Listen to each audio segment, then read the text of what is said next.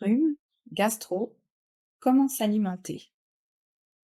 C'est la rentrée des classes et avec elle, la rentrée de nombreux petits virus pas toujours sympathiques.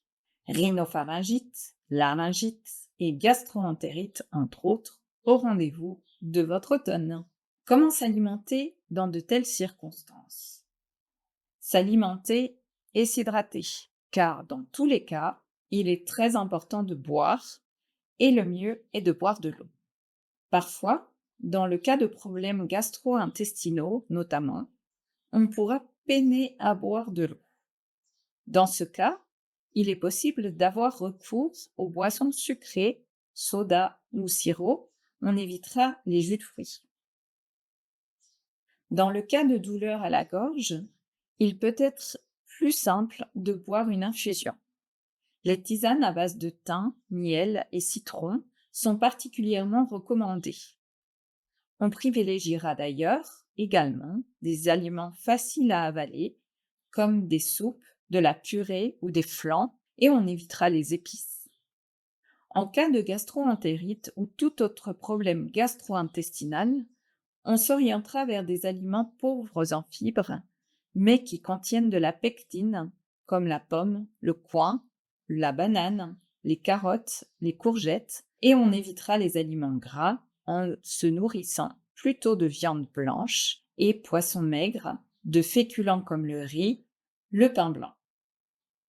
On laissera également momentanément de côté les légumineuses et les fruits oléagineux, noix, amandes, noisettes. Les yaourts ne sont pas à consommer immédiatement à la survenue des symptômes.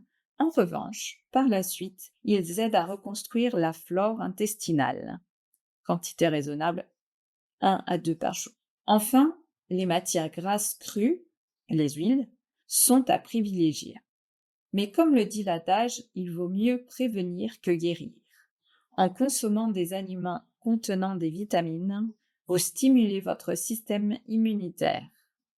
On trouve la vitamine C dans le kiwi, les agrumes, les poivrons, les épinards, le persil frais, les vitamines A, D et E dans les huiles, l'avocat, les œufs, les fruits à coque, noix, noisettes, le fer et le zinc qu'on trouve dans les viandes, poissons et légumineuses, les oméga 3 dans les poissons gras et les huiles, surtout la noix. Quant à la prévention des problèmes gastro-intestinaux, elle passe par la consommation de pré- et probiotiques, voire articles sur le transit intestinal. Comme toujours, les produits naturels sont les meilleurs. Et on n'oubliera pas que lorsqu'on est malade, il est important de se faire plaisir. Il ne faut donc pas hésiter à suivre ses envies. Parfois, des plats d'enfance tels que le jambon coquillette feront parfaitement l'affaire.